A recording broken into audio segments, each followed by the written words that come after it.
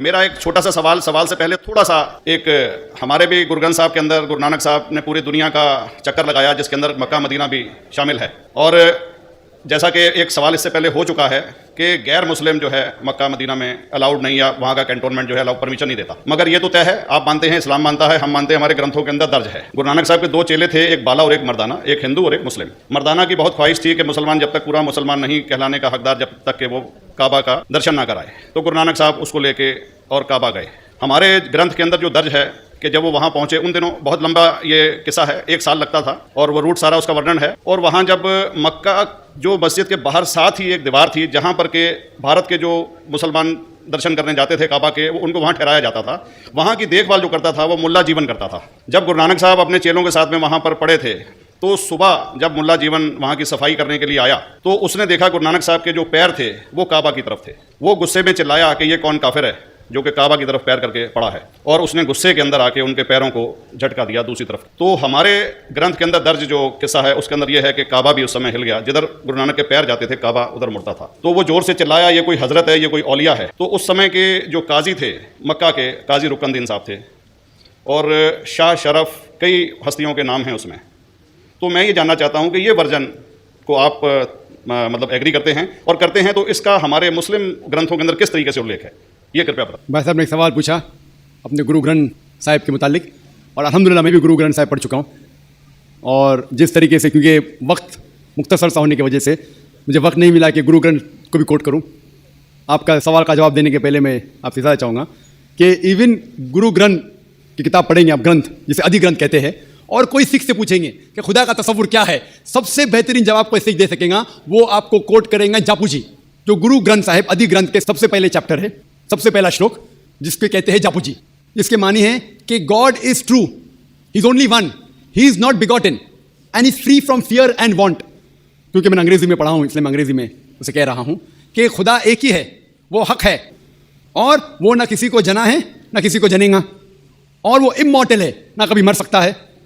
और इसको सिखिज्म में जो खुदा को कहते हैं Omkara, in manifest form he is Omkara, and unmanifest form he is एक ओमकारा। और कई इसके एट्रीब्यूट्स है, मिसाल के तौर पे परवरदिगार, अकल, और उसे रहीम कहा गया है, वाहि गुरु एज वन गॉड कहा गया है, और it is strictly against idol worship and अवतारवादा। भाई साहब का सवाल था कि उन्होंने ग्रंथ में पढ़ा कि गुरु नानक साहब मक्का के, और उनका पैर काबा की तरफ था, और कोई मौलवी ने पैर को हिलाए और काबा हिल गया। क्योंकि ये age of science and technology है, अगर कोई चीज़ जो किताब हज़ारों साल पहले लिखी गई है, 10,000 साल या 4,000 साल, तो शायद उसके बारे में हिस्टोरिकल रिकॉर्ड मिलना मुश्किल है। हालांकि इवन जीसस क्राइस्ट के बारे में 2000 साल हिस्टोरिकल रिकॉर्ड है, क्योंकि सिखिज्म जो एक एकदम नया मज़हब है, जितने मज़ाहिब के मुकाबले हिंदुस्तान में नया है, कुछ सैकड़ों साल पहले 15th सेंचुरी में, toward the end of the 15th century, Guru Nanak साहब जो पंजाब के थे, ये मज़हब तो कायम हुआ हार्डली 400-500 400-500 साल। और अगर ये मान लो, सपोज मिसाल के तौर पे मान लो, मैं क्यों कह रहा हूं कि मैं नहीं चाहता हूं किसी को बुरा लगे, मान लो ये सच है, मान लो अगर 400-500 साल पहले अगर ये होता था कि काबा इधर से उधर हिल जाता था, तो हिस्टोरिकल रिकॉर्ड में बिल्कुल लिखा होता था। और कई हिस्टोरिकल रिकॉर्ड में ये नहीं कि काबा हिला इधर उधर, कई हिस्टोरिकल रिकॉर्ड आप देखेंगे, हिस्ट्री इतनी अल्हम्दुलिल्लाह 800-900 साल पहले, 1000 साल पहले जो मुगल ने किए, बिल्कुल लिखा हुआ हिस्टोरिकल रिकॉर्ड में। तो ये कहना कि गुरु नानक साहब वहां गए और काबा हिल गया, ये बिल्कुल साइंस के खिलाफ है, क्योंकि साइंस में कोई भी रिकॉर्ड नहीं है, वहाँ के देश के रिकॉर्ड में कहीं भी नहीं कि काबा हिला। तो इसलिए हम कहते हैं कि हो सकता है ये गलती से किसने लिखा होगा, न कई किस्से कहानी। ये मैं तस्लीम करता हूँ कि गुरु ग्रंथ साहिब में कई चीज़ें सही है, हक की बात है, लेकिन ये तस्लीम करना कि काबा हिल गया, ये बिल्कुल साइंस के भी खिलाफ है, साइंस के खिलाफ है, और इस्लाम में भी ये नहीं है। लेकिन ये कहना कि कोई गैर मुस्लिम जा सकता है, मुमकिन है, चुपके से कोई गया तो हो सकता है। वो भी जवाब। धन्यवाद डॉक्टर जाकिर नायक साहब। मेरे जिस्म का दिया गया नाम डॉक्टर वर्मा है, और मैंने कुरान शरीफ भी पढ़ी है, बाइबिल भी पढ़ी है, और वेदवाद की थोड़ा सा अध्ययन किया है। मैंने कुरान में सारी बातें अच्छी पाई हैं, किंतु एक बात मेरी समझ में अभी तक नहीं आई है। ये हिंदूवादी वो कहते हैं कि जन्म होता है, और कुरान में एक बात आती है कि मुर्दे जंदे किए जाएंगे। ये दो बात मेरी समझ में अभी तक नहीं आई है। हिंदू तकवा कहता है, उन्होंने देखा कि जन्मवाद, कि जन्म होता है, मैंने डिस्कवरी चैनल में भी ये चीज़ें देखी हैं। और दूसरा कि आखिर में कुरान में कि मुर्दे जिंदे किए जाएंगे, मैंने इस बात को बहुत से पूछा है, किंतु मेरे का इस बात का क्लियरिफिकेशन कोई भी मजहब, एक तो जन्मवादी, दूसरा जो जन्म नहीं मानता यानी मुर्दों को जिंदा करता है, समझा नहीं पाया। मैं आपसे प्रार्थना करता हूं कि इस बात को कुरान के माध्यम से और आपके माध्यम से मैं समझने के लिए आपसे गुजारिश कर रहा हूं। धन्यवाद। डॉक्टर साहब ने अच्छा सवाल पूछा है कि उसने कुरान मजीद पढ़ी और सब बात को तस्लीम करते, सिर्फ एक या दो बात कि कुरान शरीफ के अंदर मौत आती है, मुर्दे को वापस से ज़िंदगी दी जाएंगी आखिरत में, उनका जिक्र है। और हिंदू लोग ये मानते हैं कि पुनर्जन्म में, और वो डिस्कवरी चैनल पे देखे कि पुनर्जन्म होता है।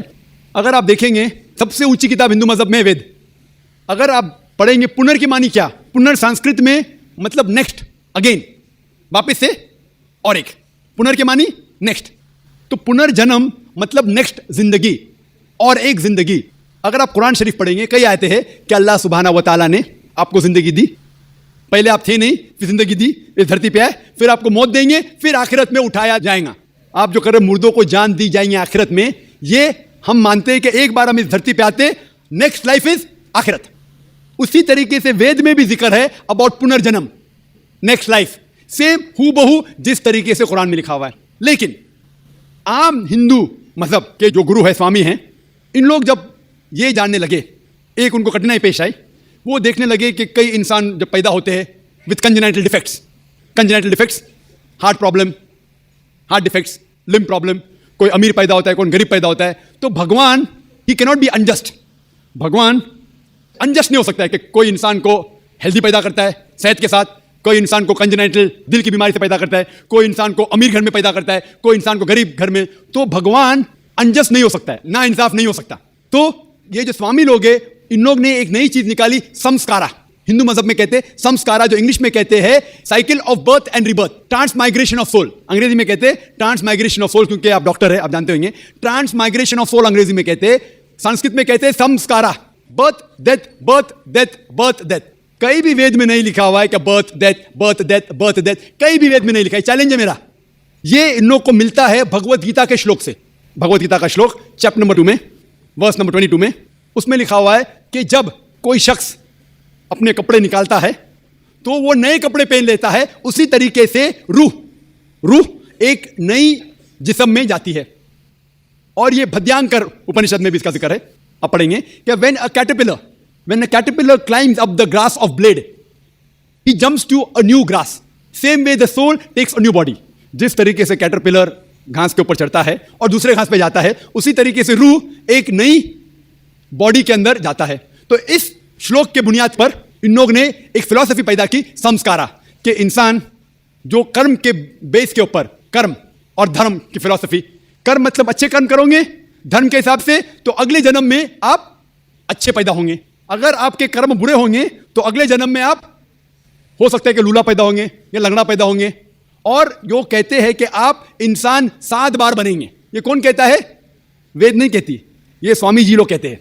कोई वेद में कहीं लिखा नहीं है, क्योंकि उनको ये नहीं कह सकते थे कि इंसान क्यों गरीब पैदा होता है, क्यों अपाहिज पैदा होता है। उनकी सोच कम थी, इसीलिए नई फिलॉसफी लेके आए, ट्रांसमाइग्रेशन ऑफ सोल। आप तो डॉक्टर है, मैं भी डॉक्टर हूं, आपने कहीं मेडिकल साइंस बुक में पढ़ा हुआ है कि इंसान इस दुनिया में जन्म लेता है? कभी नहीं। क्या फिजियोलॉजी में पढ़ा, क्या एनाटॉमी में पढ़ा? अगर ये साइंटिफिक फैक्ट होता था तो हम मेडिकल कॉलेज में पढ़ते थे कि इंसान नए जन्म लेता है, हम कभी भी नहीं पढ़े। इससे यह साबित होता है कि साइंस इसको तस्लीम ही नहीं करती। जो आप कह रहे डिस्कवरी चैनल में देखा, जो आप कह रहे हैं, अगर ये हक होता था तो हमारे साइंटिफिक बुक में भी ये लिखा होता। तो ये कहना कि साइंटिफिक प्रूफ है कि हम जन्म लेते हैं, बिल्कुल गलत है। इस्लाम जो इसका जवाब देता है वो है कि इस्लाम तस्लीम करता है कि अल्लाह सुब्हाना व तआला कुछ लोग को अपाहिज पैदा करता है, कुछ लोग को अच्छी सेहत देता है, कुछ को गरीब, कुछ को अमीर। इसकी वजह है कि अल्लाह ताला फरमाते हैं सूरह मुल्क में, सूरह नंबर 67 आयत नंबर 2 में, अल्लज़ी खलक़ल मौत वल हयाता, अल्लाह सुब्हाना व तआला ने मौत और ज़िंदगी बनाई ताकि आप लोग को जांच सके, आप लोग का इम्तिहान ले सके, आप लोगों में से कुछ लोग अच्छे हैं। ये जांच पड़ताल करने के लिए ये ज़िंदगी हमारे लिए इम्तिहान है। और अल्लाह ताला फरमाते हैं सूरह अनफाल में, सूरह नंबर 8 आयत नंबर 28 में, कि आपके बच्चे और आपकी जायदाद आपके लिए फितना है। आपकी जायदाद और आपके बच्चे आपके लिए एक टेस्ट है, आपके लिए इम्तिहान है। अल्लाह ताला कुछ लोग को गरीब घर में पैदा करता है, कुछ लोग को अमीर। जो लोग अमीर है उनके लिए इम्तिहान है कि वो ज़कात देते क्या नहीं। जैसा कि मैंने कहा मेरी तकरीर में, तीसरी बुनियादी बात इस्लाम में है ज़कात। जिस शख्स के पास 85 ग्राम से ज़्यादा सोना है या उसके मुकाबले में धन है, उसको 2.5% ज़कात देना फ़र्ज़ है। जो आदमी अमीर है, कुछ अमीर लोग बराबर ज़कात देते, कुछ लोग आधा देते, कुछ लोग देते नहीं। तो अमीर इंसान को शायद 100% मार्क्स मिले या 50% मार्क्स मिले या 0% मिले। वो गरीब इंसान को ज़कात में तो 100 मार्क्स मिलता है, 100 आउट ऑफ 100, उसको ज़कात देना ही नहीं। हम कहते रहे बेचारा गरीब इंसान है, लेकिन असल में देखे जाओ तो उसको उस इम्तिहान में, गुर्बत के इम्तिहान में 100% मार्क्स मिले। आप समझ रहे? इसी तरीके से अल्लाह ताला कहते हैं कि आपके बच्चे आपके लिए इम्तिहान है। हो सकता है मिसाल के तौर पे एक अच्छे जोड़ी है, अच्छे मुसलमान है, 5 टाइम नमाज पढ़ रहे हैं, हज को गए हैं, रमज़ान में रोज़ा रखते हैं, ज़कात देते हैं। अल्लाह ताला उनका और बड़ा इम्तिहान लेना चाहता है। जितना बड़ा इम्तिहान उतना बड़ा इनाम। मिसाल के तौर पे अगर आप BA पास करते तो आपको सिर्फ ग्रेजुएशन मिलता है, अगर आप MBBS पास करते आपको डॉक्टर कहलाया जाता, डॉक्टर मतलब ऊंचा ओहदा। इसी तरीके से अल्लाह सुब्हानहू व तआला हो सकता है कि उस जोड़ी को इम्तिहान और सख्त देता है और ऐसा बच्चा पैदा करता है जो अपाहिज है। अल्लाह ये देखना चाहता है कि अपाहिज बच्चा पैदा करने के बावजूद वो अल्लाह के ऊपर ईमान रखता है कि नहीं। अगर ईमान रखता है तो अल्लाह उसे जन्नत फिरदौस देना चाहता है, और कठिन इम्तिहान और बड़ा इनाम। हो सकता है कि वो इम्तिहान में फेल हो जाएगा। तो ये कुरान की आयत है, आपके बच्चे आपके लिए इम्तिहान है। कभी कोई भी अगर कैलामिटी आती है, कोई भी आपको नुकसान होता है, इधर वो आपके लिए इम्तिहान है या आपके लिए सजा है। जब भी कोई भी आपको इनाम मिलता है वो इधर आपके लिए इम्तिहान है या आपके लिए रिवॉर्ड है। तो इसी तरीके से क्योंकि हिंदू मजहब के जो स्वामी हैं वो इसको नहीं समझ सके, इसीलिए एक नई फिलॉसफी संस्कारा लेके आए जो बिल्कुल वेद में नहीं लिखी है। वेद बात करता है पुनर्जन्म, पुनर्जन्म मतलब नेक्स्ट लाइफ, जिसका जिक्र कुरान में भी है, आखिरत की जिंदगी। तो वेद और कुरान सेम जिंदगी का बात कर रहा है कि इस दुनिया में आप आते हैं, एक बार आते हैं, सही तरीके से जिएंगे तो एक बार काफ़ी है, और ये दुनिया आखिरत के लिए इम्तिहान है। मैं doctor Arjun Das, Saint Johns college में कॉमर्स का प्रोफेसर हूँ। आपने कहा कि इस्लाम को समझने के लिए इस्लामी ग्रंथों को पढ़िए, मुसलमान को मत देखिए। हम आप जैसे नेक इंसान को कैसे न देखें, कैसे न सुने और आपकी कई हुई बातों पर कैसे न चलें। इस्लाम को समझना है तो मुसलमान को भी देखना पड़ेगा, अच्छे को भी तो ख़राब को भी। आप जैसे नेक इंसान को भी देखना पड़ेगा, और लादेन जैसे या दूसरे टेररिस्ट हैं उनको भी देखना पड़ेगा, जो इस बात का दावा करते हैं कि वो इस्लाम को बचा रहे हैं और इस्लाम को बढ़ा रहे हैं। मेरा एक छोटा सा सवाल है। आपने अपनी तकरीर में शुरू में कहा कि इस्लाम में औरतों और मर्दों को बराबर के हकूक़ात हासिल हैं, और आपने नंबर भी दिए कि दोनों को 100 में से 80 नंबर, किसी पेपर में किसी को कम किसी को ज़्यादा। तो मेरा सवाल ये है कि खुदा के घर में, खुदा के दरबार में, जिसे हम मस्जिद कहते हैं, उस खुदा की इबादत गाह में मुसलमान बहनों को, बेटियों को इबादत करने का हक क्यों नहीं दिया गया है? वो मस्जिद में जाकर नमाज क्यों नहीं पढ़ सकती? भाई साहब ने बहुत अच्छा सवाल किया। सवाल के पहले ये कहा कि हम कैसे मुसलमानों को नहीं देखे, और मेरी तारीफ़ की, सारी तारीफ़ अल्लाह सुब्हानहू तआला की। लेकिन मैं ये कहना चाहता हूँ कि अगर आपको मर्सिडीज़ कार देखना है कितना अच्छा है, तो ऐसे ड्राइवर को मर्सिडीज़ कार चलाने के लिए दो जो एक माहिर ड्राइवर है। तो अगर आपको इस्लाम जानने के लिए कोई शख्स को देखना है तो सबसे बेहतरीन शख्स है मोहम्मद सल्लल्लाहु अलैहि वसल्लम। जाकिर नाइक इस्लाम में ज़ीरो है, ज़ीरो ज़ीरो। इसीलिए मैं तकरीर में हमेशा कहता हूं कुरान मजीद का हवाला, सूरह हुजुरात, सूरह 49 आयत नंबर 13। तो आप जाके बाहर बोलो अल्लाह ताला फरमाते सूरह हुजुरात आयत नंबर 13। आप बाहर जाके बोलेंगे जाकिर फरमाते, जाकिर की वैल्यू इस्लाम में ज़ीरो है। वैल्यू है अल्लाह और अल्लाह के रसूल की। लेकिन आप अगर मेरे तकरीर से मुतासिर हुए, तो हमेशा मैं लोग को कहता हूं अगर आप मेरे तकरीर से मुतासिर होते हैं तो मेरे तकरीर को हू बहू, जाकिर को हटा के तकरीर को हू बहू किसी से कहेंगे तो अल्हम्दुलिल्लाह सुम्मा अल्हम्दुलिल्लाह। लेकिन अगर कहेंगे जाकिर कहता है कि खवातीन का मकाम मर्द के मकाम से बराबर है, तो ज़ीरो है। ये कुरान कहता है सूरह बकरा में, सूरह नंबर 2 आयत नंबर 228 में। अगर हवाला देंगे तो इसका वजन है, वजन है। इसीलिए जो मैं कहता हूं अभी तक के सही है, कोई भी मजहब को देखने के लिए मजहब के मानने वाले से बदले मजहब की किताब पढ़ो। और अगर किसी को देखना है, मजहब के लोग को देखना है, तो जो सबसे माहिर है उसको देखिए। तो अगर आप कोई मुसलमान की जिंदगी को देख के अमल करना है तो सबसे बेहतरीन एग्जाम्पल, मिसाल है मोहम्मद सल्लल्लाहु अलैहि वसल्लम। आपका सवाल जो है कि अगर खवातीन और मर्द के हुकूक एक है, उनका मयार एक है, तो इस्लाम क्यों खवातीन को मस्जिद में आने से रोकता है? बहुत अच्छा सवाल है। आप कुरान मजीद पढ़ेंगे, कुरान मजीद में कहीं भी नहीं लिखा है कि खवातीन मस्जिद में नहीं जा सकते। एक भी सही हदीस नहीं है जिसमें यह जिक्र है कि खवातीन मस्जिद में नहीं जा सकते, बल्कि कई हदीस है। आप अगर सही बुखारी पढ़ेंगे, जिल्द नंबर 1 जो आखिरी हदीस है 832 की हदीस, उसमें मोहम्मद सल्लल्लाहु अलैहि वसल्लम फरमाते हैं कि do not prevent the female servants of Allah from entering the mosque. आप खवातीन जो मोमिना हैं, अल्लाह सुब्हाना व तआला की बंदियां जो मोमिना हैं, उसे मस्जिद में जाने से मत रोकिए। कई हदीस है जिसमें लिखा हुआ है कि मोमिन औरतों को मस्जिद में जाने से मत रोकिए। लेकिन क्योंकि खवातीन की जिम्मेदारियां हैं घर में भी, उन्हें मस्जिद में जाना फर्ज नहीं है, कंपलसरी नहीं है।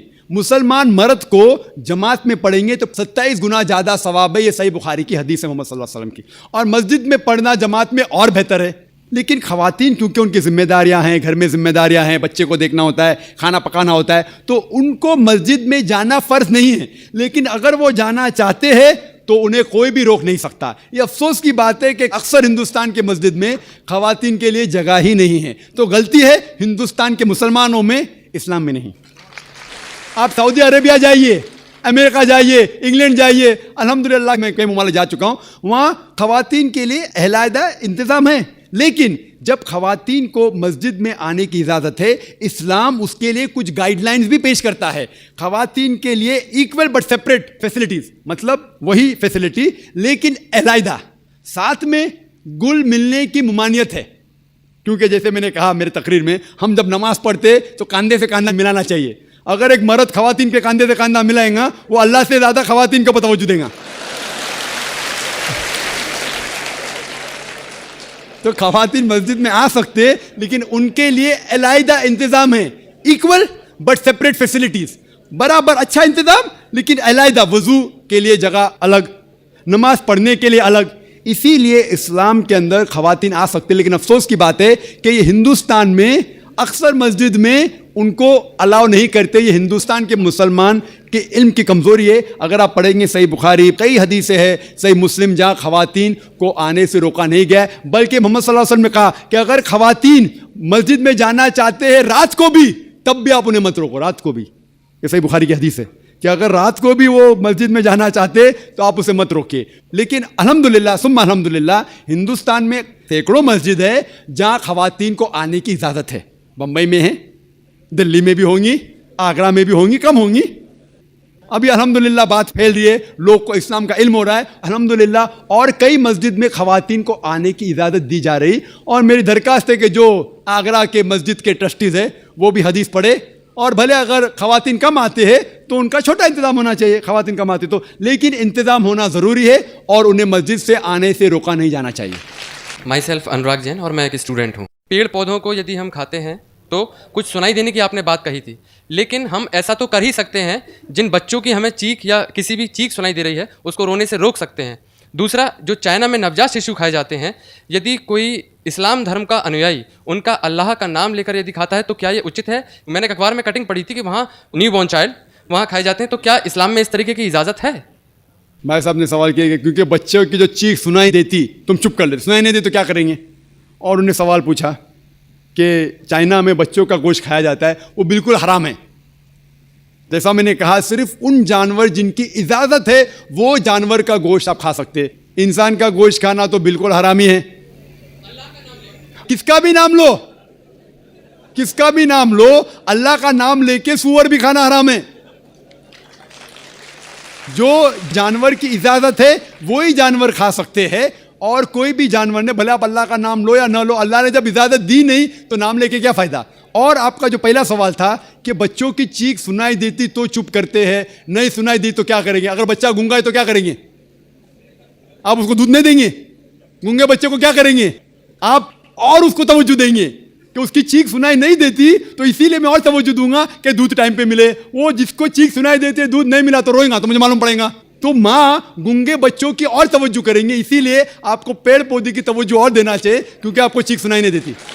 मेरा नाम डॉक्टर आर.के. वर्मा है। यहाँ पे मैं वर्मा नर्सिंग होम के नाम से अपना नर्सिंग होम चलाती हूँ, और ये हॉल जो है मेरे पतिदेव की देन है। जब वो मेयर थे आगरा के, तो उस समय उन्होंने बनवाया था, आज जो जिसमें इतने लोग यहाँ सब बैठे हुए हैं। मेरा एक छोटा सा सवाल है और बहुत दिनों से घुमड़ता है अंदर कि आप सब लोग हर साल अपना एनुअल फंक्शन जो है मक्का मदीना मनाने जाते हैं, तो वहाँ हिंदू को, ईसाई को और धर्मों के लोगों को क्यों नहीं जाने की इजाज़त है? जैसे आप लोग जाते हैं, क्या हम लोग नहीं जा सकते वहाँ पे? वो हमारे लिए भी तो एक तीर्थ स्थल है। जब आप हिंदू मुसलमान में कोई फ़र्क नहीं समझते, तो फिर वहाँ जाना हमारे लिए प्रोहिबिटेड नहीं होना चाहिए। डॉक्टर वर्मा साहिबा ने बहुत अच्छा सवाल पूछा और ये मेरी किताब में 10वां सवाल है, जो गलतफहमी नंबर 10 है। मेरी किताब आप पढ़ेंगे, गलतफहमी नंबर 10। और डॉक्टर साहिबा ने बहुत सही फरमाया कि अगर हम आलमी भाईचारे में मानते हैं तो सिर्फ मुसलमान को क्यों इजाज़त है मक्का और मदीना में जाने की, गैर मुस्लिम हिंदू और सिख और ईसाई को क्यों इजाज़त नहीं है? बहुत अहम सवाल। इसका जवाब है कि हर देश के अपने अपने रूल्स और रेगुलेशन होते हैं। मिसाल के तौर पे मैं हिंदुस्तानी हूं, लेकिन मुझे कुछ हिंदुस्तान के इलाके में जाने की इजाज़त नहीं है जिसे कहते हैं कैंटोनमेंट एरिया। सिर्फ मिलिट्री के लोग, सिर्फ वो लोग जो देश की हिफाजत में लगे हुए हैं, वो लोग वो कैंटोनमेंट एरिया में जा सकते। मैं इन्हें झगड़ सकता हूं, मैं इस देश का नागरिक हूं, मुझे क्यों नहीं जाने देते? नहीं, ये गवर्नमेंट का रूल है, ये कैंटोनमेंट एरिया है। मतलब खाली वो लोग, वो शख्स जो मिलिट्री के लोग हैं, जो देश की हिफाजत में लगे हुए, सिर्फ उनको इजाज़त है, ये रूल है। इसी तरीके से मक्का और मदीना मेरे हिसाब से इस्लाम का कैंटोनमेंट एरिया है। वो लोग, सिर्फ वो इंसान जो इस्लाम के लिए जान देने को तैयार है, वो लोग को अलाउड है, बाकी लोग को नहीं। हम मानते हैं कि सब इंसान हमारे भाई है, भाईचारा के अंदर वो इंसानी भाई है, उसका हम एतराज़ नहीं करते, लेकिन सिर्फ वो भाई लोग अलाउड है जो इस्लाम के लिए जान देने को तैयार है। और एक इसका जवाब है कि जब भी आप कोई मुल्क में जाते हैं, उसके लिए आपको वीज़ा लेने पड़ता है, वीज़ा।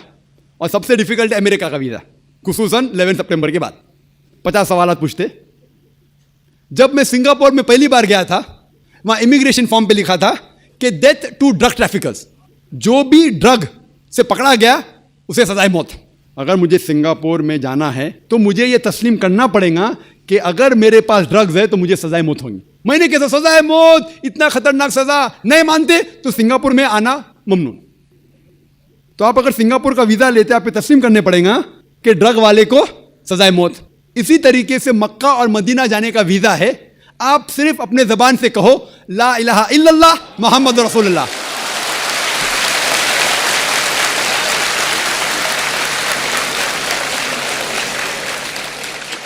अगर कोई भी इंसान अपनी ज़बान से कहता है ला इलाहा इल्लल्लाह मुहम्मद रसूलुल्लाह, कि ना कोई माबूद है अल्लाह के सिवा और मोहम्मद सल्लल्लाहु अलैहि वसल्लम उसके पैगंबर है, कोई भी आपको रोक नहीं सकता मक्का और मदीना जाने के लिए।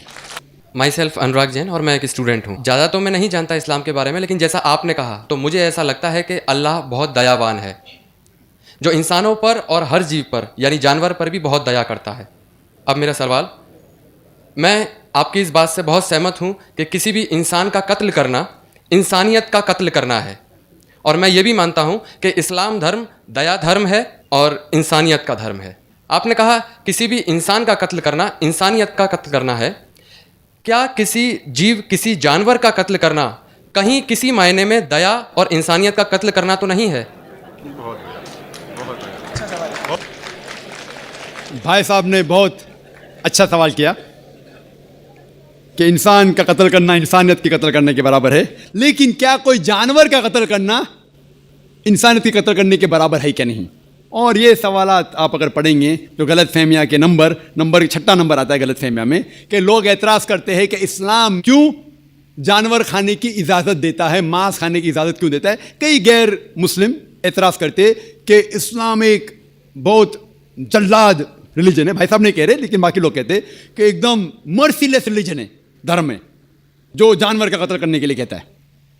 जवाब में ये कहना चाहूँगा भाई साहब कि एक मुसलमान अगर वो चाहे तो प्योर वेजिटेरियन, प्योर शाकाहारी रह के भी अच्छा मुसलमान रह सकता है। मांस खाना इस्लाम में फ़र्ज नहीं है, मांस खाना इस्लाम में फ़र्ज नहीं है। वो एक अच्छा मुसलमान रह सकता है शुद्ध शाकाहारी होके भी। लेकिन बट अल्लाह ताला फरमाते हैं कुरान मजीद में सूरह माइदा में सूरा नंबर 5 आयत नंबर 1 में कि हमने कैटल बनाए, 4 पांव वाले जानवर बनाए जिसको आप खा सकते हैं, सिर्फ वो जानवर जिसके हमने नाम लिए उसको मत खाओ। जो आपके लिए हराम है, उसके अलावा आप सब जानवर खा सकते हैं। कुरान में लिखा है सूरह नहल में सूरह नंबर 16 आयत नंबर 5 में कि हमने आपके लिए कैटल बनाए, भेड़ बकरियां बनाए तो क्या आप उसका गोश्त खा सके।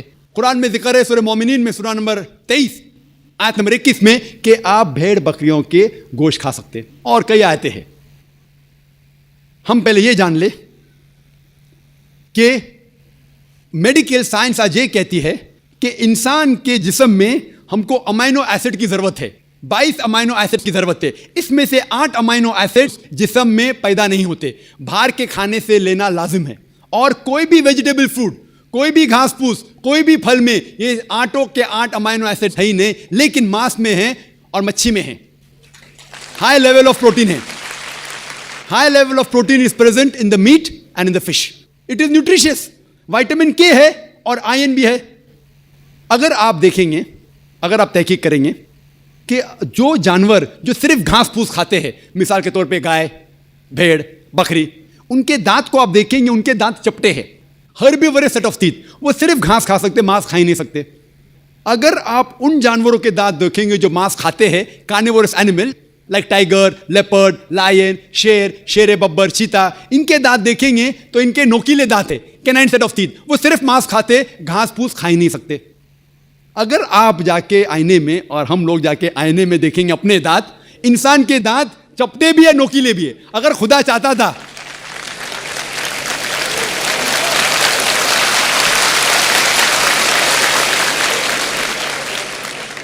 अगर खुदा की ये इच्छा थी कि इंसान सिर्फ घास फूस खाए तो ये नोकीले दांत कैनाइन टीथ क्यों दिए? तो मैं डॉक्टर हूं, मांस खाने के लिए। डाइजेस्टिव सिस्टम जो है हर्बीवोरस एनिमल का, गाय बकरी का डाइजेस्टिव सिस्टम, वो सिर्फ घास फूस डाइजेस्ट कर सकता है, हजम कर सकता है, गोश्त को हजम कर ही नहीं सकता है। आप अगर शेर, चीता, शेर बब्बर का डाइजेस्टिव सिस्टम देखेंगे, वो घास फूस हजम कर ही नहीं सकता है, सिर्फ गोश्त हजम कर सकता है। हम इंसानों का डाइजेस्टिव सिस्टम अल्लाह सुब्हानहू व तआला ने इस तरीके से बनाया कि घास फूस भी हजम कर सकता है, गोश्त भी। तो हम घास फूस भी खा सकते हैं, गोश्त भी खा सकते हैं।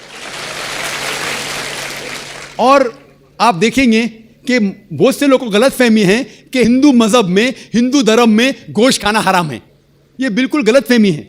अगर आप पढ़ेंगे हिंदू धर्म की किताब, हिंदू धर्म की किताब पढ़ेंगे, मनुस्मृति अध्याय नंबर 5 श्लोका नंबर 30, उसमें लिखा हुआ है कि भगवान ने, खुदा ने कुछ जानवर को खाने के लिए बनाया है और कुछ जानवर को खा जाने के लिए। Some animals they have created to eat and some to be eaten.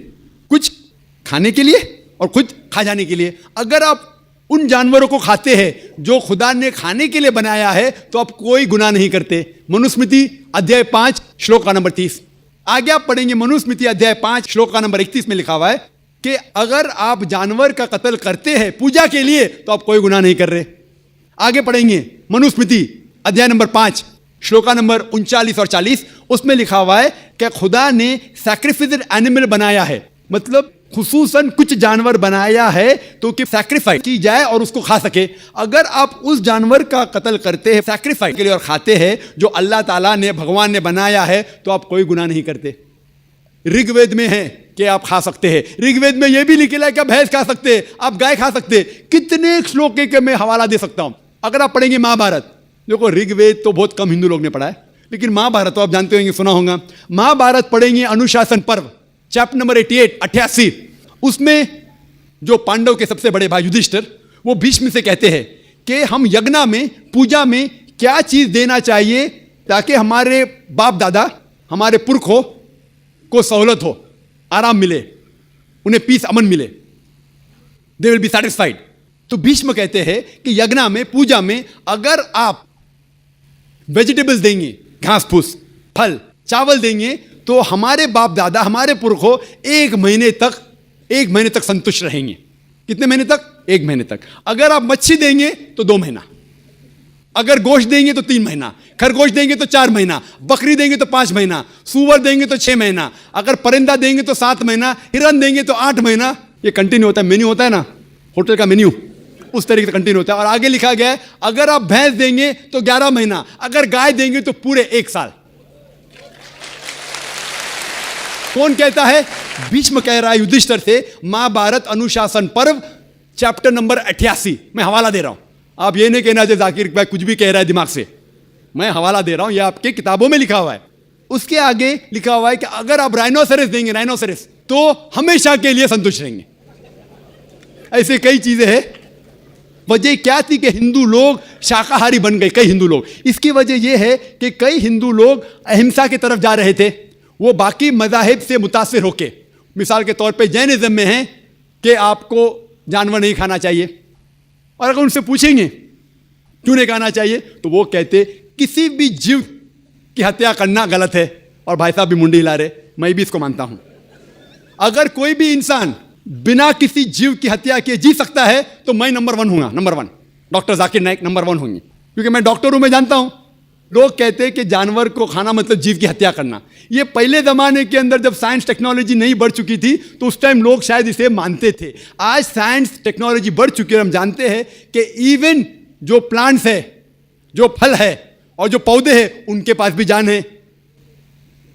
तो आपकी लॉजिक फेल हो गई।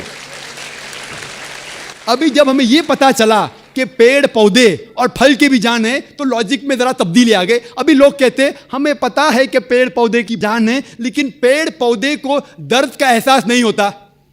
ठीक है भाई, ये पहले की बात है। आज साइंस बढ़ चुकी है, हम जानते हैं कि पेड़ पौधे को भी दर्द होता है। वो हंस भी सकते, वो रो भी सकते, उनको भी दर्द होता है। लेकिन ये अलग बात है कि वो जब चिल्लाते हैं उनकी चीख हमारे कानों तक सुनाई नहीं देती, क्योंकि इंसान सिर्फ 20 साइकिल से लेके 20,000 साइकिल्स पर सेकंड तक सुन सकता है।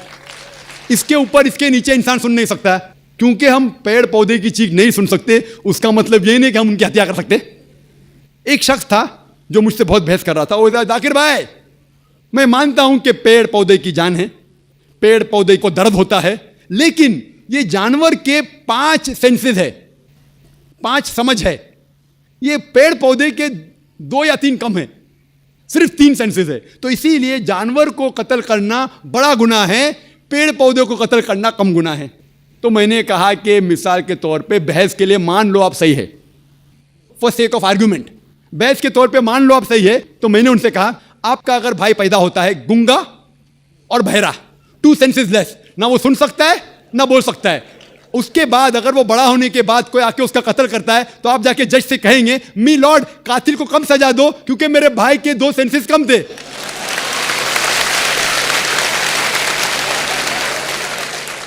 आप तो उल्टा ये कहेंगे कि मेरा भाई तो मासूम था, वो गूंगा था, सुन भी नहीं सकता था, बोल भी नहीं सकता था, उसको डबल सजा दो।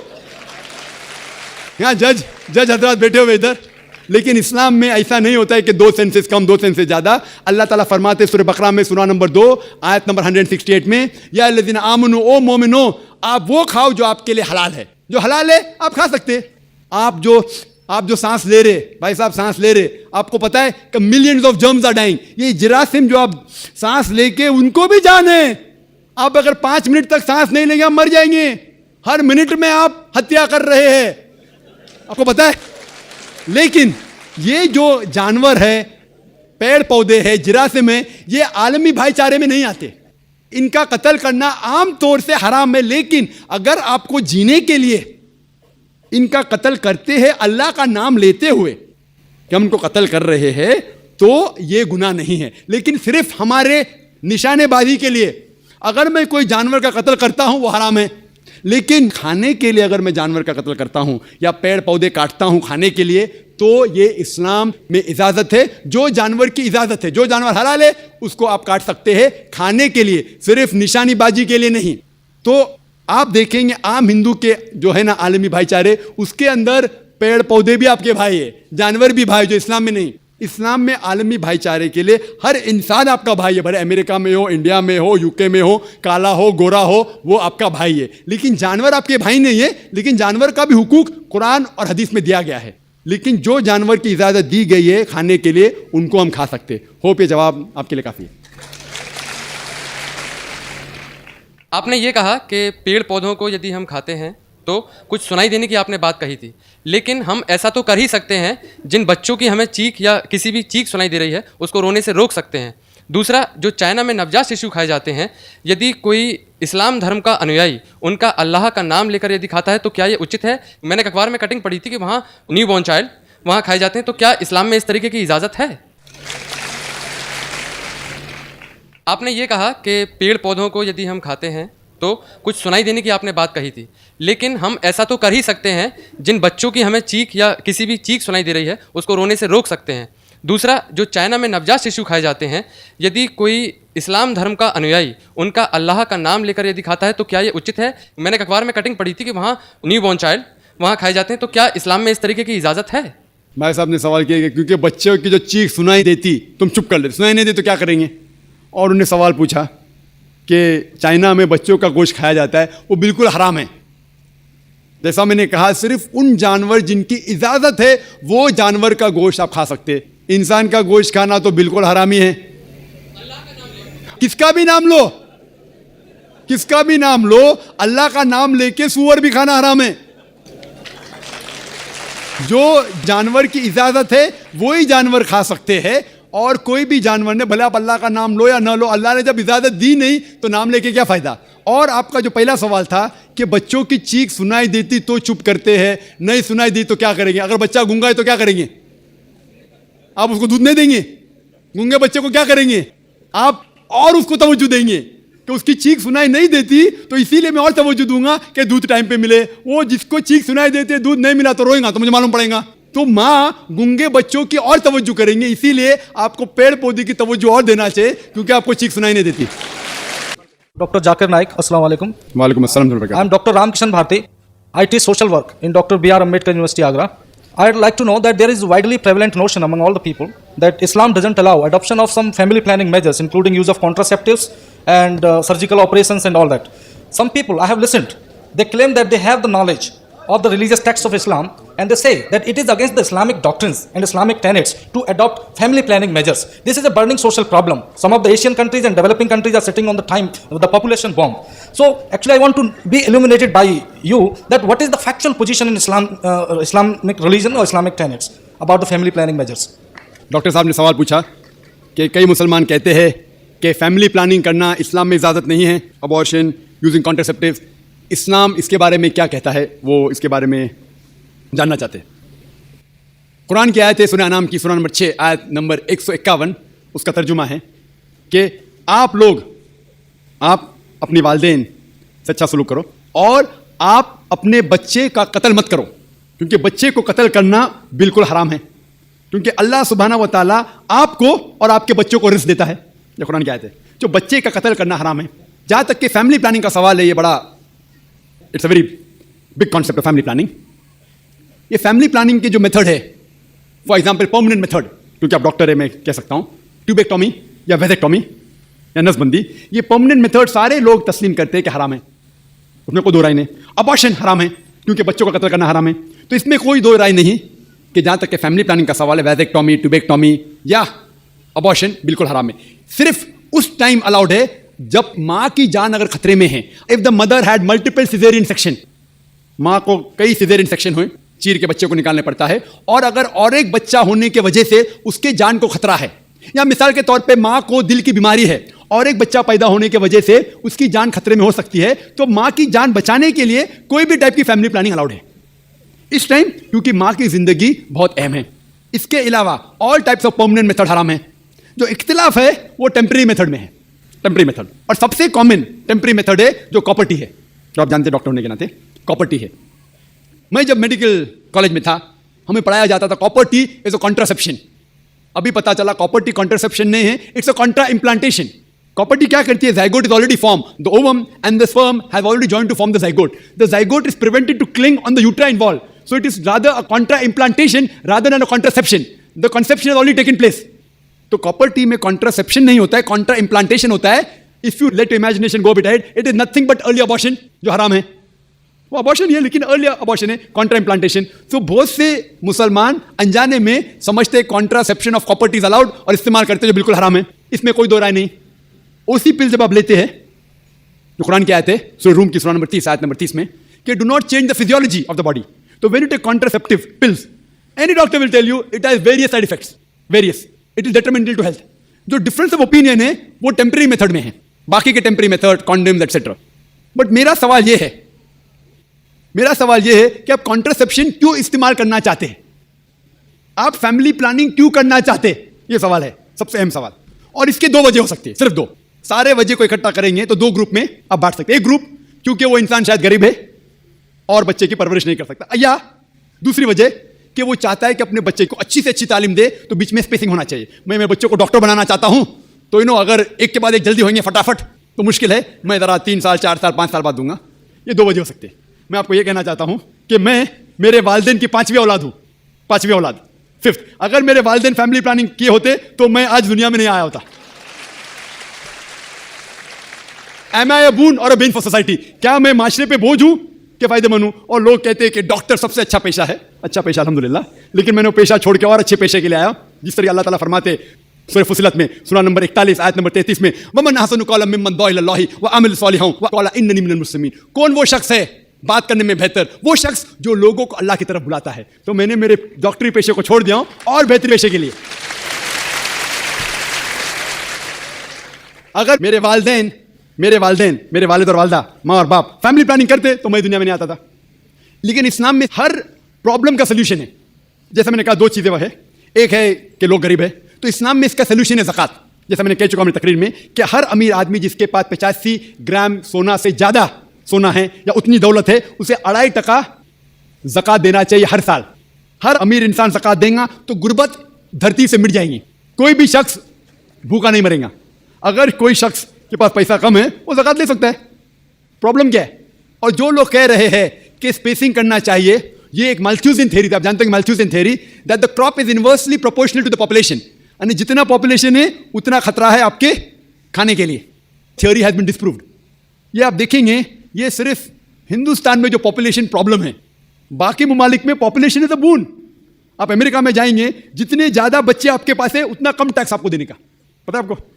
यंग छोटे छोटे बच्चे पहनते हैं, I am my father's tax saver, मैं मेरे वालिद की टैक्स की बचत करता हूं। जितने ज्यादा बच्चे उतना कम टैक्स। आप ऑस्ट्रेलिया में जाओ, जितने ज्यादा बच्चे उतनी पैसे गवर्नमेंट देती है आपको हर साल, 10,000 15,000 20,000। जितने ज्यादा बच्चे उतने पैसे गवर्नमेंट देती है। क्यों? Population is a boon, it is not a Ben. Population जितने ज्यादा लोग उतना फायदा। आप समझ रहे? और धरती का सिर्फ 30% इस्तेमाल होता है, 70% of the land is not being utilised. तो पॉपुलेशन अगर डबल ट्रिपल भी होगी तो भी कोई नुकसान नहीं। वो प्रॉब्लम है गवर्नमेंट के पास कि गवर्नमेंट को इंसान को सही तरीके से इस्तेमाल करने नहीं आता है। तो हम कहते हैं हम दो हमारे दो, एक के बाद अभी नहीं, दो के बाद कभी नहीं। तो ये प्रॉब्लम है कि हमें गवर्नमेंट लॉज को बदलना चाहिए। Population is never a problem, it is a boon. किस तरीके से इंसान को इस्तेमाल करके देश को बढ़ाना चाहिए वो इंपॉर्टेंट है, रादर देन फैमिली प्लानिंग।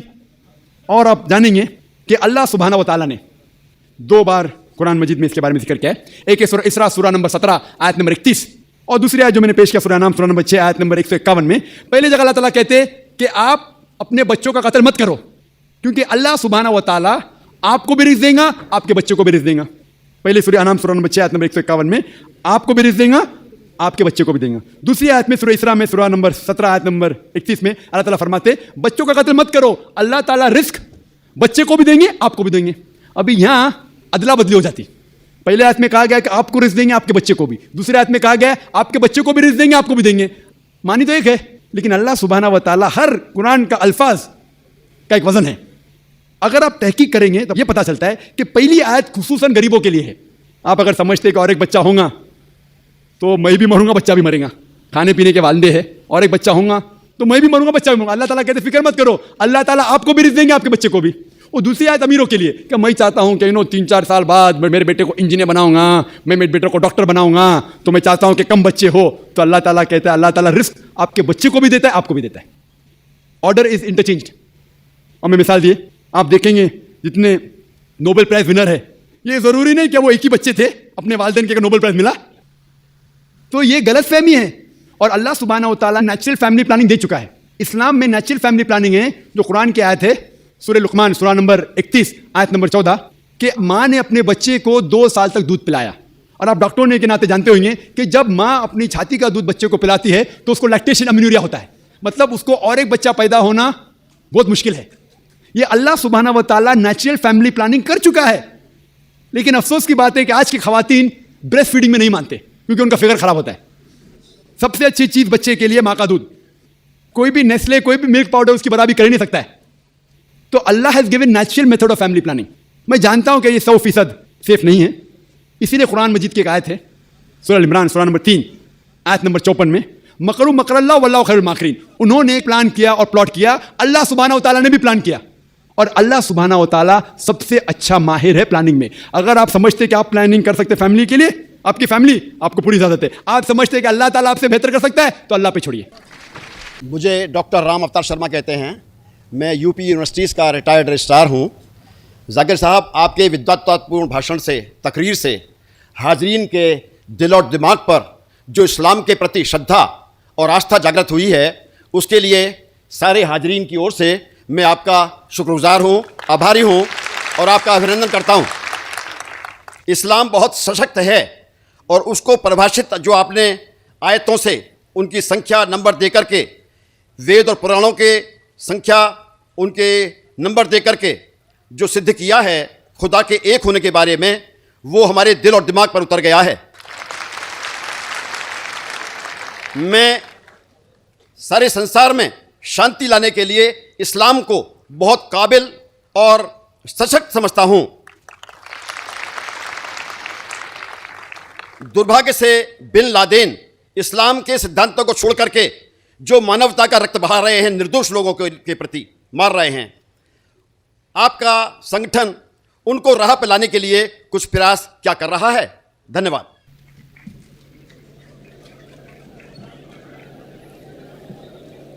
सारी तारीफ़ अल्लाह सुब्हानहू व तआला की है। जो भी भाई साहब ने कहा, हमारे भाई राम साहब ने जो कहा, सारी तारीफ़ अल्लाह सुब्हानहू व तआला की है।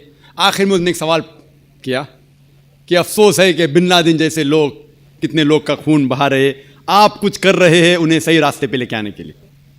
पॉइंट नंबर 1, कुरान में अल्लाह सुब्हानहू व तआला फरमाते हैं सूरह हुजुरात में सूरह नंबर 49 आयत नंबर 6, जब भी कोई चीज़, कोई भी शख्स कोई भी चीज़ कहता है आपको, उसकी पैरी तहकीक करो और फिर दूसरे तक पहुंचाओ। जहां तक के बिन लादेन का सवाल है, मैं ना उन्हें मिला हूं, ना मैं उन्हें जानता हूं, ना वो मेरा दोस्त है, ना मेरा दुश्मन है, लेकिन अगर मैं बिन लादेन के बारे में कहूंगा बीबीसी और CNN को सुन के, तो बिल्कुल गलत होगा, इस्लाम के खिलाफ होगा।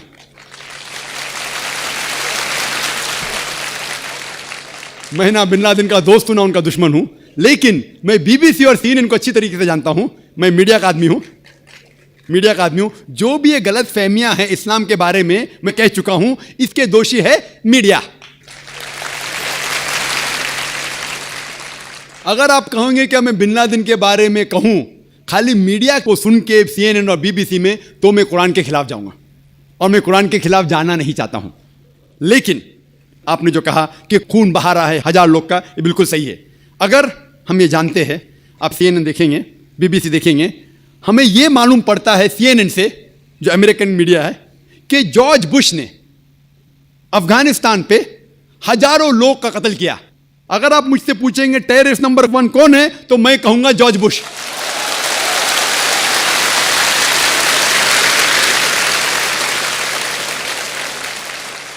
क्यों मैं कहता हूं इस्लाम मुझे इजाजत देती है? क्यों? उसका CNN स्टेशन है, और जो सबसे ताकतवर मुल्क दुनिया में अमेरिका, सबसे कमजोर मुल्क अफगानिस्तान के ऊपर हमला करता है, हजारों लोग का कत्ल करता है। ये किधर का अमन है? क्या वॉर ऑन टेररिज्म? किधर वॉर ऑन टेररिज्म? ये लोग को बेवकूफ बनाया जा रहा है। मान लो, सपोज मिसाल के तौर पे मान भी लो, क्या बिन लादेन ने कुछ गलत काम किया? बिन लादेन ने 11 सितंबर को वर्ल्ड ट्रेड सेंटर में प्लेन डाला, मान लो मिसाल के तौर पे, मान लो सही भी है। अगर ये सही भी है कि बिन लादेन जाके अफगानिस्तान में छुपता है, कौन इजाजत देता है जॉर्ज बुश को हजारों अफगान की जान लेने के लिए? कौन इजाजत देता है? ये तो सिर्फ डाउ पेज है पॉलिटिक्स का। अगर आप पढ़ेंगे अमेरिकन साइट के ऊपर, इंटरनेट पे जाएंगे, तो कितने अमेरिकन लोग ने कहा कि ये वर्ल्ड ट्रेड सेंटर को किसने गिराया, कितने हाइपोथेसिस है। मैं नहीं कहता हूं कौन सही है, कितने हाइपोथेसिस में यह भी लिखा है कि जॉर्ज बुश ने खुद किया। मैं नहीं कहता, अमेरिकन लोग कहते। मैं ये नहीं कहता हूं कि ये जो लिखा है सही है, ये सही भी हो सकता है, गलत भी हो सकता है, इसकी तहकीक मैं नहीं किया हूं। लेकिन ये जानना जरूरी है, अगर आप मीडिया की बराबर जांच पड़ताल करें, तहकीक करें, तो ये पॉलिटिशियन लोग अपने वोट के लिए किस तरीके से इंसान की जिंदगी से खिलवाड़ करते हैं। मिसाल के तौर पे अभी इराक में Saddam Hussain, weapons of mass destruction. तो मैं सद्दाम हुसैन का भी दोस्त नहीं हूं। अफसोस होता है कि जो चीज़ वो कर रहे इस्लाम से कई दूर है। वो इस्लाम के नाम के ऊपर मेरे हिसाब से जो मैं जानता हूं उनके बारे में कलंक है, वो अलग बात है, वो अलग बात है। लेकिन फिर भी उसके खिलाफ जो जॉर्ज बुश ने कहा वेपन ऑफ मास डिस्ट्रक्शन, कितने महीने हो गए, एक भी वेपन मिला नहीं मिला। खुद अमेरिकन इन्वेस्टिगेशन कह रही है क्या जानबूझ के इन लोगों ने अटैक किया इराक के ऊपर, अफगानिस्तान के ऊपर ऑयल के लिए। तो आप मुझसे कहेंगे कि मैं क्या कोशिश कर रहा हूं कि जॉर्ज बुश तक के पैगाम पहुंचाऊं। कई लोग कहते, जब मैं तकरीर करता हूं, कि कई मुसलमान कहते कि या अल्लाह सुब्हानहू व तआला जॉर्ज बुश को मौत दे। मैं ये नहीं कहता हूं। अगर आप पढ़ेंगे तारीख का मोहम्मद सल्लल्लाहु अलैहि वसल्लम की जिंदगी के बारे में, जो दो शख्स जो इस्लाम के मुखालिफ थे, दोनों का नाम था उमर। मोहम्मद सल्लल्लाहु अलैहि वसल्लम ने ये दुआ की कि दोनों में से एक उमर को हिदायत दे। तो मैं भी दुआ करता हूं कि जॉर्ज बुश को अल्लाह ताला हिदायत दे। जो शख्स इतना ताकतवर है इस्लाम के खिलाफ काम कर सकता है, अगर अल्लाह उसे हिदायत दे तो इंशाअल्लाह इस्लाम के लिए कितना फायदेमंद हो सकता है। और ये बात मैं अमेरिका में भी कहा हूं, वो सही रास्ते पे आए या ना आए, मेरा काम है, अल्लाह ताला कहते फज़क्किर न अंत मुज़क्किर, मेरा काम है जिक्र करना, हिदायत देना तो अल्लाह के हाथ में। अगर आप देखेंगे कि अनफॉर्चुनेटली अफसोस की बात है कि मीडिया के जरिए कितनी गलत फहमियां फैलती है। एक आम मिसाल दूंगा मैं कि जब हिंदुस्तान आज़ाद नहीं था, ब्रिटिशर्स इस देश के ऊपर हुकूमत कर रहे थे, उस टाइम 60 साल पहले कई हिंदुस्तानी इस देश के लिए झगड़ा कर रहे थे। सही है कि नहीं? झगड़ा कर रहे थे। लेकिन ये लोग जो अपने देश की आज़ादी के लिए झगड़ा कर रहे थे, ब्रिटिशर्स लोग उन्हें कहते थे टेररिस्ट, दहशतगर्द। लेकिन हम आम हिंदुस्तानी कहते थे कि वो है देशभक्त, पेट्रियट। सेम इंसान सेम काम कर रहा है, लेकिन दो लक़ब, टू डिफरेंट लेवल्स। अगर आप ब्रिटिशर्स के नजरिए से वाकिफ है कि उन्हें हक है हिंदुस्तान के ऊपर हुकूमत करना, तो आप बेशक कहेंगे कि ये जो लोग थे भगत सिंह और जो लोग देश के लिए झगड़ रहे थे, उनको आप कहेंगे टेररिस्ट, दहशतगर्द। लेकिन अगर आप हिंदुस्तानी के नजरिए से वाकिफ है और ये तस्लीम करते हैं कि ये जो ब्रिटिशर्स लोग हैं तिजारत करने के लिए हिंदुस्तान में आए थे, उन्हें कोई हक नहीं हम पे हुकूमत करना, आप कहेंगे कि ये लोग देशभक्त थे, दहशतगर्द नहीं थे। सेम आदमी सेम काम कर रहा है, टू डिफरेंट लेवल्स। तो इसीलिए लेबल देने के पहले हमें यह तहकीक करना चाहिए वो किसके लिए झगड़ रहा है। लोग मुझे पूछे कि बॉम्ब ब्लास्ट करना सही है क्या गलत है? गलत है, आमतौर पे गलत है।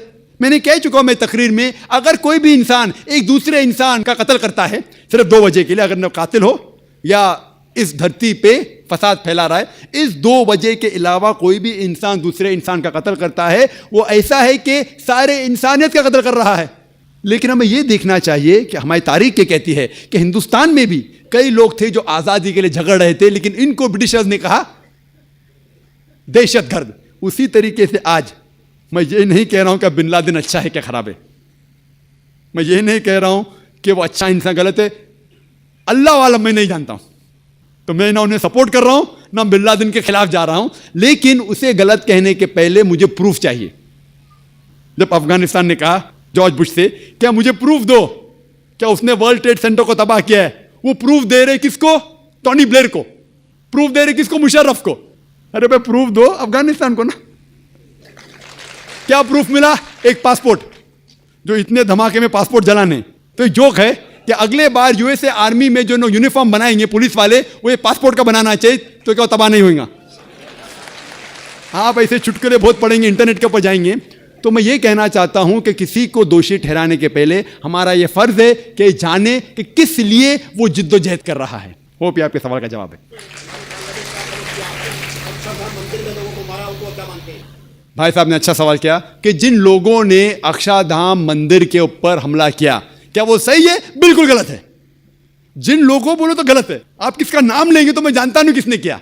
अगर आप बोलेंगे मोहम्मद ने, क्या मोहम्मद सही है क्या गलत है? मैं भाई मोहम्मद को नहीं जानता हूं। सही अपना। अगर आप ये पूछेंगे कि जिन लोगों ने अक्षरधाम मंदिर के ऊपर जो हमला किया वो सही है क्या गलत है? बिल्कुल गलत है। 100% 100% गलत है। कुरान की आयत है, कुरान की आयत है कि उन लोगों को मत सताओ जो लोग धर्म की तरफ है, भले वो मुस्लिम नहीं है। कुरान की आयत है कि मॉनेस्ट्रीज को मत तबाह करो, चर्च को मत गिराओ, सिनेगॉग को मत गिराओ। कुरान की आयत है। इस्लाम में हराम है कोई चर्च तबाह करना या सिनेगॉग या मंदिर, बिल्कुल गलत है। ये तो कुरान की आयत है। तो इस बात के ऊपर मैं 100% कहूंगा कि बिल्कुल गलत है। लेकिन अगर आप शख्स का नाम लेंगे तो मैं ही नहीं जानता हूं शख्स ने किया कि नहीं।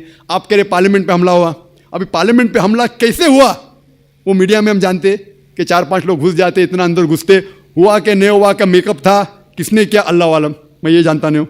तो पार्लियामेंट पे जो हमला हुआ मैं जानता नहीं हूँ किसने किया, क्यों किया, किसको पकड़ लिए, दोषी ठहरा दिए। लाइक बॉम्बे के अंदर किसी को पकड़ लेते, बोलते टेररिस्ट है।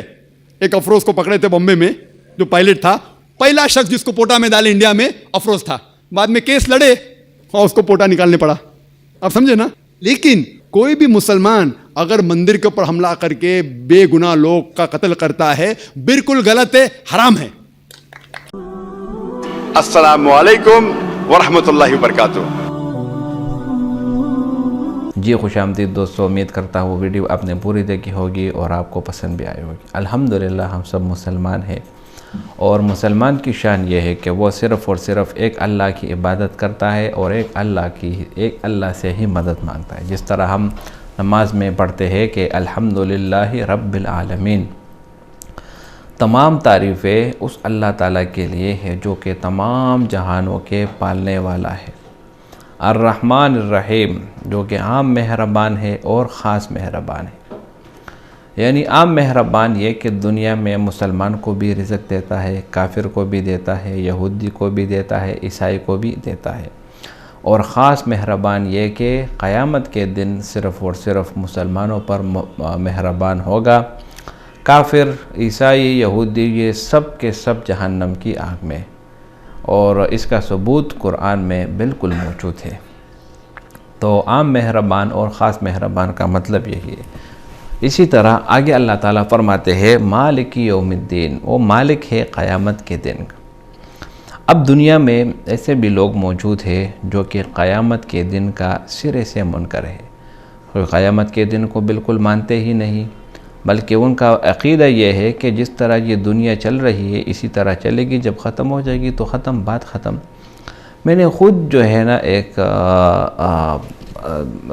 एक चीनी आया था हमारी शॉप पर, पेशावर में जो है ना चारसद्दा की जो चप्पल है इसकी शॉप है हमारी। तो चाइना से एक आया था, इंग्लिश में कुछ बोल रहा था। तो मैंने उनसे पूछा कि आप काफिर हो कि मुसलमान हो? तो कहता है कि मैं मुसलमान नहीं हूँ। तो मैंने कहा आप मुसलमान क्यों नहीं होते? तो वो कहता है कि क्योंकि अगर हम मर जाए तो बात ख़त्म, मैं मुसलमान होकर क्या करूँगा? तो मैंने कहा कि आपकी जो आखिरत की ज़िंदगी है वो संवर जाएगी। तो मुझे कहता है कि you are very old thinking person. मुझे कहता है कि आप बहुत पुराने ख़यालात के आदमी हो। तो ऐसे बहुत सारे लोग इस दुनिया में आपको मिलेंगे जो कि पुराने ख़यालात के, आपको कभी पुराने ख़यालात वाले बोलेंगे, कभी कहेंगे कि क़यामत नहीं है, कभी कहेंगे कि बस ये दुनिया ख़त्म तो बस बात ख़त्म। तो ऐसा कुछ भी नहीं, बल्कि ये बात याद रखें कि ये दुनिया ख़त्म हो जाएगी तो इसके बाद क़यामत का दिन जो है ना वो ज़रूर उसने आना है। और ये क़यामत का दिन अल्लाह ताला ने इसीलिए मुक़र्रर किया ताकि जब ये सब कुछ ख़त्म हो जाए, ज़मीन आसमान ये निज़ाम वग़ैरह, तो इंसानों ने जो अपने करतूत किए, जो आमाल इस दुनिया में किए, ताकि उनका हिसाब किताब और उनका आमाल वग़ैरह जो है ना वो सामने आ जाए।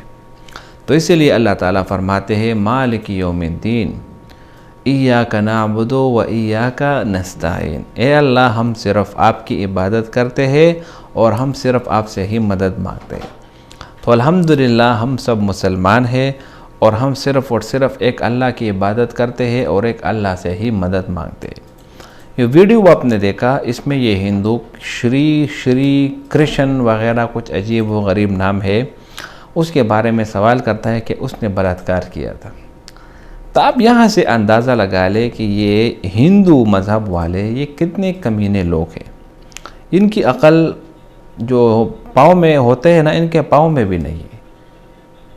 यार, जिस चीज़ को ये अपना भगवान मानते हैं उस पर इल्ज़ाम लगाते हैं कि वो बलात्कारी है। तो अजीब व गरीब दुनिया है। और इनके भगवान भी जो है ना एक नहीं, पता नहीं कितनी किस्में हैं उसकी, और मुख्तलिफ़ किस्म के भगवान जो है ना वो इन्होंने अपने लिए रखे होते हैं और फिर बाद में उन्हीं को बुरा भला कहते हैं। जिस तरह ये मूवीज़ में दिखाते हैं ना, घंटी वगैरह बजाते हैं और उसके सामने जो है ना मक्खन भी रख देते हैं और घी भी रख देते हैं, तो ये सब जो है ना अक़ल से खाली लोग हैं। तो अल्हम्दुलिल्लाह इस्लाम ऐसा मज़हब है जिसमें कि ना ही ज़्यादा नरमी है और जिसमें ना ही ज़्यादा सख्ती है, बल्कि बैन बैन है। इसलिए इस्लाम, अल्लाह ताला कुरान में फ़रमाते हैं इन्नद्दीना इंदल्लाहिल इस्लाम, अल्लाह ताला के नज़दीक जो मज़हब है वो क्या है, वो इस्लाम है। यानी सिर्फ़ और सिर्फ इस्लाम ही काबिल कबूल होगा, इस्लाम के अलावा कोई भी मज़हब काबिल कबूल नहीं होगा। इसी तरह जो यहूदी है, ईसाई है, नसरानी है, हिंदू है, वो अगर अपने मज़हब के मुताबिक एक भगवान को 2, 3, 4 जितनों को भी मानते हैं वो माने, दुनिया में इसको कुछ ना कुछ फ़ायदा मिल जाएगा, लेकिन आखिरत में इसका कोई भी फ़ायदा नहीं। ये जितने भी आप लोग देखते हैं, ये जितने भी अंग्रेज़ हो जो इंसानियत की खिदमत के लिए जाते हैं, लोगों के घर बनाते हैं और प्रोजेक्ट्स करते हैं, लोगों को पानी पिलाते हैं वगैरह, तो दुनिया में तो इनको फ़ायदे मिल जाते हैं इंसानियत की खातिर, लेकिन आखिरत में इनका कोई भी हिस्सा नहीं है। क्यों? क्योंकि वो अल्लाह ताला के वजूद का इनकारी होता है। तो कुरान में अल्लाह ताला फरमाते हैं कुल हुवल्लाहु अहद, कहो कि वो अल्लाह एक है, अल्लाह समद, अल्लाह बेनियाज है, लम यलिद वलम यूलद वलम यकुल लहू कुफुवन अहद। तो अल्लाह एक है, वो बेनियाज है, ना उससे कोई पैदा हुआ और ना वो किसी से पैदा हुआ और कोई उसके बराबर नहीं है। तो भाइयों दोस्तों, हमें इस दुनिया में भेजा गया है और इस दुनिया में हमारा इम्तिहान है। अल्लाह ताला ने हमें पैदा किया और हमें फ्री विल भी दिया, फ्री इख्तियार, यानी जहाँ चाहे आप जा सकते हैं, जिस तरह चाहे आप जा सकते हैं। लेकिन याद रखें कि अगर आप सही रास्ते पर जाएंगे, कुरान और हदीस, तो ही आप कामयाब होंगे, वरना अगर आप इस रास्ते के ख़िलाफ़ जाएंगे और आप अपने ख्वाहिशात की ताबेदारी करेंगे, तो ये चीज़ आपको हमेशा के लिए तबाह बर्बाद कर देगी। तो यहाँ पर जो हिंदू ने सवाल किया, तो उसका जवाब डॉक्टर जाकिर नाइक ने बहुत बेहतरीन तरीके से दिया और उम्मीद करता हूँ ये वीडियो आपको पसंद भी आई होगी। अगर ये वीडियो आपको पसंद आए, इस चैनल को सब्सक्राइब करें और दोस्तों के साथ शेयर करें और दोस्तों के साथ भी शेयर करें। बहुत शुक्रिया।